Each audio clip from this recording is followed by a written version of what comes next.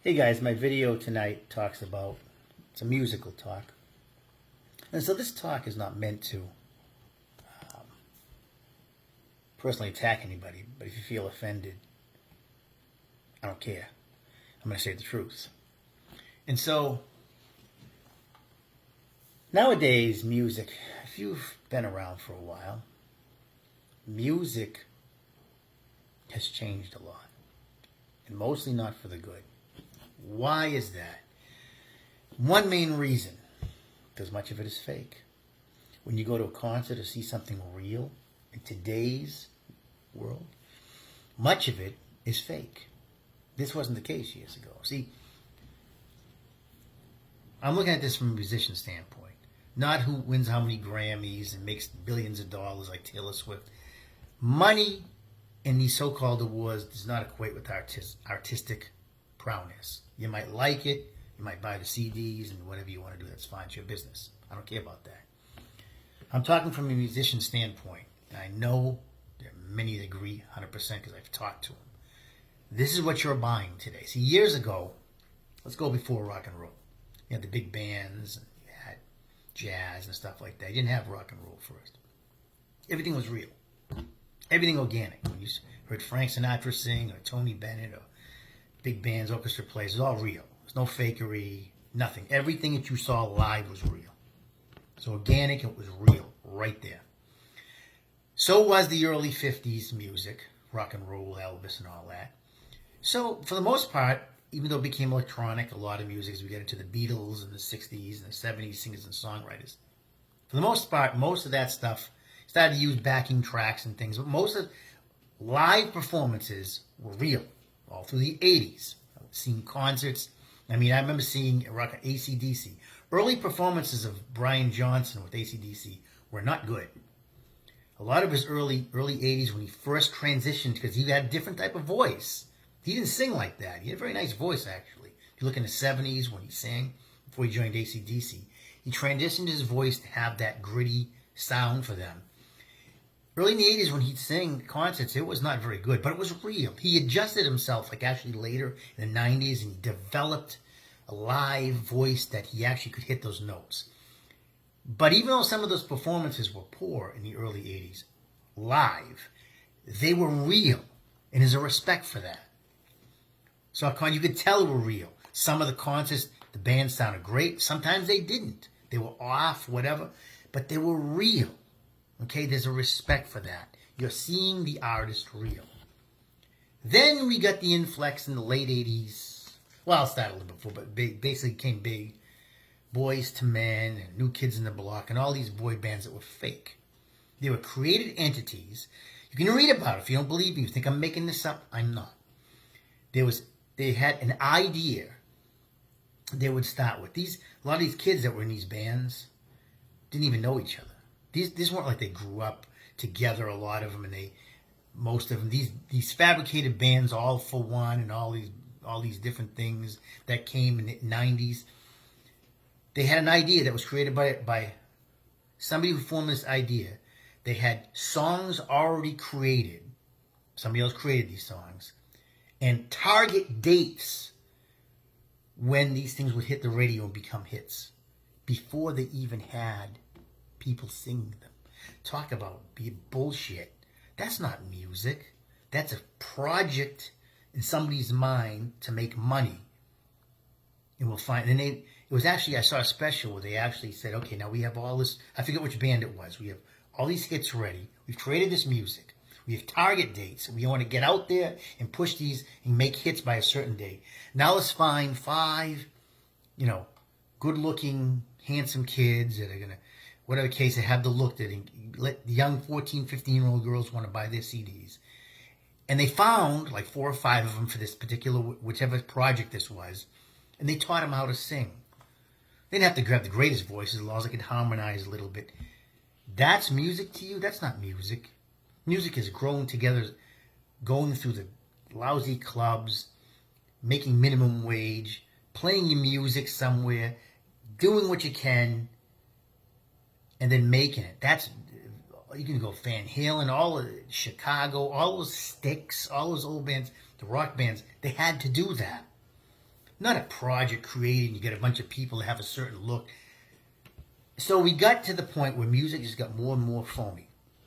And now with the influx in the last 20 years or so, we've added all these auto-tunes, which is a disgrace. Auto-tune, essentially, if you're not a musician, if you are, you know exactly what I'm talking about. But if you're not, auto-tune is a way to basically use it in the studio. Now they can use it live.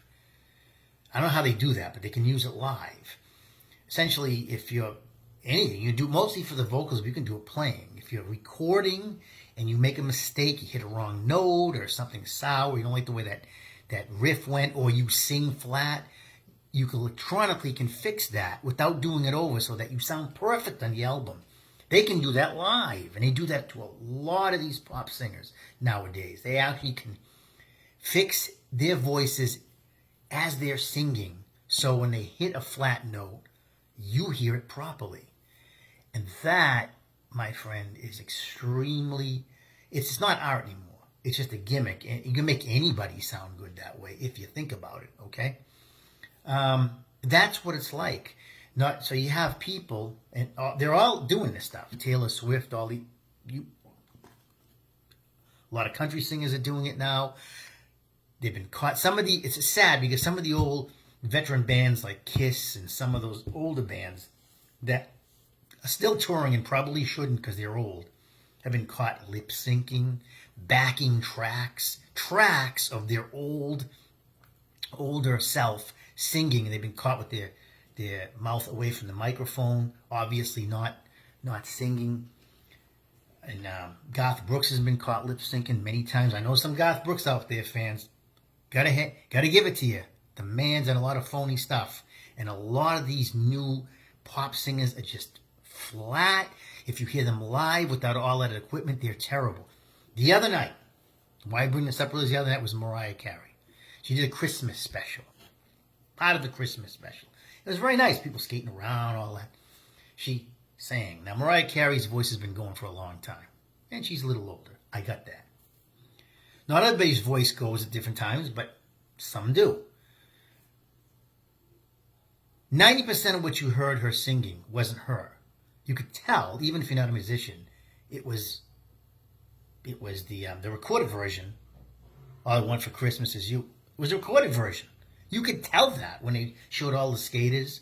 She wasn't singing. And then when she did, she sounded flat. A couple of times she tried to actually sing. You could actually tell she was singing. She was horrible. But this is what you're getting today. It's fakery. The music industry has become fake. There's very little that you can trust totally 100% live, unless it's unplugged or something like that, doing a non-electronic version. There's some of the biggest stars out there nowadays are doing this. You never got that back in the day.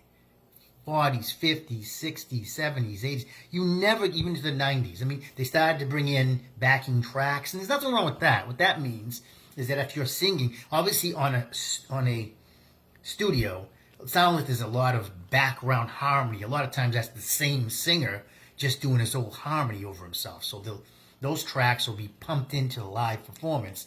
He'll sing with them, or she will sing with them. That's not really a bad thing, because it's still live singing. You're just getting proper harmony. We're not talking about that. That was brought in, I think even early as the 70s. There's nothing really wrong with that. What's wrong now, this is even playing. Some people, even the music, playing the music as instruments. Now you're getting auto-tune. You can correct mistakes. You can make somebody sound good that's totally out of key. Okay, you're getting that, and you're getting a lot of lip syncing. And I said this before in a video, and it's ironic. Go back in history. Milli Vanilli in the early 90s were caught doing that. One actually lost his life to suicide several years later through depression. And they destroyed 1992, or one or two. They were given Grammys, and they were caught. Actually, there was a skip live when a guy came out with lip sync, and they didn't know it kept skipping and skipping. So obviously he wasn't singing. He ran off the stage embarrassed. They were stripped of their awards. Half these shitheads nowadays should be stripped of their awards, and they're not. Nowadays, it's done all the time. Garth Brooks lip synced as early 90s in a live performance. I mean, it's horrible what we're seeing. A lot of these big stars, because it's all about making money nowadays. And it's sad, the artistic value of music is really sliding. It's all about how much money. Taylor Swift makes so much more money than anybody that's ever existed in music. And she's horrible. She can't sing live. She can barely sing on the recorded CD. Can't sing live worth its shit. Okay, I don't care if you like what I'm saying or not. But you're getting this all about money, image, pushing it out, making oodles of money. We're losing the art, people, of music, and it's sad.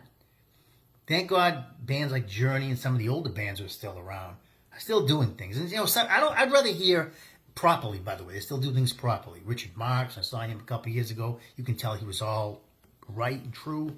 Here's the thing. I'd rather hear a band, young or old, new or old, I don't care, struggle through a performance but give it their best, than fake it. Any day of the week. Any day of the week, because it's real. And that's what you're getting.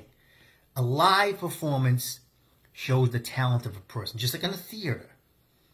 Any actor will tell you it's much harder to be a stage actor than it is to be on television. Because obviously you can cut things and do things over and over and over. You can't do that live, right? You got one time to act right in front of those stage people.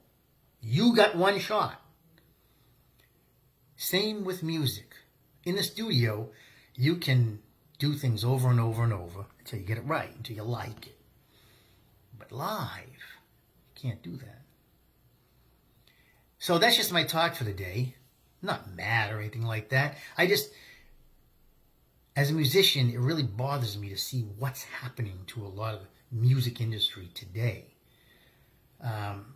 It's becoming, it's kind of like the NFL or different. It's all about making money. It's all about making money. Everything today is generated to make money. Somebody's behind it to make money. And the image is more important than the talent nowadays. American Idol started that horse shit. Okay? It's all about, it wasn't always the best singer, but you had to have an image. If you didn't have an image, you're done. And that has nothing to do with art. Image has nothing to do with art. Artisticness in anything is devoid of physical appearance or any making money. That has nothing to do with that. But we've joined them together. And we come out with this. People faking to look good on the stage. And people paying all kinds of money to see that nonsense. And it's sad. So that's just Rick here on Monday the 27th. God bless. Have a great night.